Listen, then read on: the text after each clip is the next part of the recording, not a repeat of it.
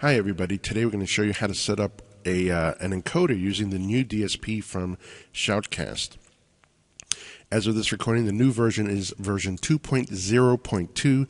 If you're using 2.0, it will not work with older Shoutcast versions, so you definitely want to upgrade to 2.0.2.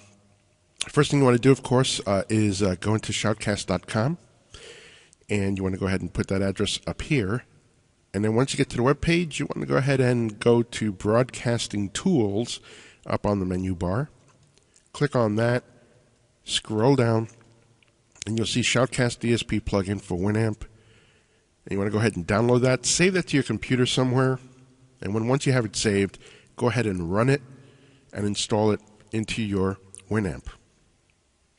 Once you have it installed in your Winamp, go ahead and fire up your Winamp. Now, if you're on Vista, Windows 7, or any OS after Windows 7, make sure you open it up as an administrator so that it does save the settings. And you do that simply by right mouse clicking on the Windows icon and selecting Run as Administrator. That should save the settings in the DSP. So you want to go ahead and go into your preferences. You can do a Control P. Just click on Preferences. You want to go to where it says, you want to scroll down to where it says DSP Effect. And you'll see up here it says Null Self Shoutcast Source DSP version 2.0.2. If it says 1.9 point something, all that means is that you have not removed the old one. It's okay. You've still installed it, okay? But you just didn't remove it, so it's just going to say the old version. Two ways you can do that is you can go into your Windows Plugins folder and remove it, and then reinstall, or just leave it, and it'll work fine. So you want to go ahead and click on that, and now we have our DSP open. And on the DSP, and I'm going to go ahead and close this window here, and on the DSP here, I'm going to click on Output, and I'm going to go ahead and go to output number 2. I don't know why it's defaulting to 3, but I'm going to go to number 2. If you recall, on the older DSP, output 1 or encoder 1 had some difficulties. So it's going to look a little different, and here's what it looks like.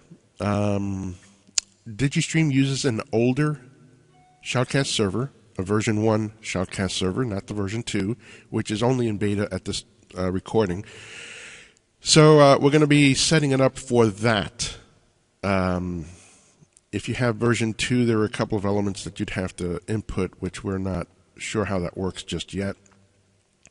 But the first thing you want to do is you want to go ahead and put your not your web address, your Shoutcast server address, and this is something that's provided by your provider. And for our purposes, we're going to go ahead and do it this way. And then you're going to put in your port number. And remember to put everything in very carefully and to manually type it in. Don't copy and paste. If you copy and paste, a blank space can actually crop up somewhere without you knowing it. Leave stream ID alone, leave username alone, and go ahead and go to password and carefully type in your password. Automatic reconnection on connection failure, leave that checked off. That's in case you drop. You want to reconnect, and you can change that 30 to 15 if you want. Definitely don't do anything like change it to 3 or 2 or 1 or 5. I've heard many radio stations have troubles connecting because somebody keeps reconnecting quickly when they've forgotten to disconnect, so don't do that. Since we're using an older Shoutcast version, since we're using a version 1 Shoutcast server, you want to use Legacy Shoutcast. And you'll see that username and stream ID are now not able to be edited. They're not even highlighted. So this is your setup now for your server. Click on Yellow Pages, and for some reason, your description, if you don't change this for some reason, the Yellow Pages comes up with an error. So go ahead and put something in there, if I can type. And if you want, it could be your name, it can be your radio station name, your club name, whatever it is you're using it for. Under genre, put whatever the genre you want to put in there. I'm just going to put in various. Use Winamp. That's for the track title, so it'll show whatever track you're playing up here in Winamp. It'll actually show the name if you use that. Okay. And that's it for the yellow pages. That's all you've got to do. You can put the URL, whatever you want the URL to be. It could be the name of your radio station, your club if you have a web page, up to you. So next, click on Encoder, and you want to go ahead and you want to select MP3, and you want to go ahead and select the bitrate you want to stream at. I'll choose 96K at 44 kilohertz stereo, and so that's it for that. Let's go back to connection. Now, if you select Auto Connect, I believe it'll just always be running. I really do not suggest you do that. But we're going to go ahead and try and connect to the server now. I'm going to click on this Connect button, and hopefully the status will show that I'm connected.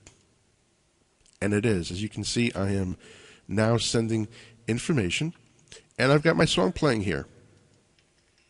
And as you can see, it's working, I'm connected, everything's playing. And if I wanted to check to make sure that I am connected, I'm going to go to my DNAS page, which is nothing more than your server address, colon, port number. And then you hit enter. And as you can see, here it is. I am connected, and everything's running perfectly. Here's a song that's playing. So I'm going to turn the music off so I can hear myself. And that's how you do it. That's really how it all works out. It's actually very simple to do. Disconnect just goes right there. If you click on this Input tab, you want to make sure that Winamp is selected in case something goes wrong. If you want to use your sound card input because you want to talk, that's a whole different ball of wax, but you can do it that way. However, I think you might run into difficulties with Vista and Windows 7 if you try to do that. So that's how you set up the new DSP 2.0.2 to use with an older Shoutcast server, which is what 99% of the servers out there are. We will certainly update this video if we ever upgrade to the version 2 server, which would then make use of the user ID and the stream ID. So hopefully this helps you all, and we hope to see you soon somewhere on the internet. Take care, everybody.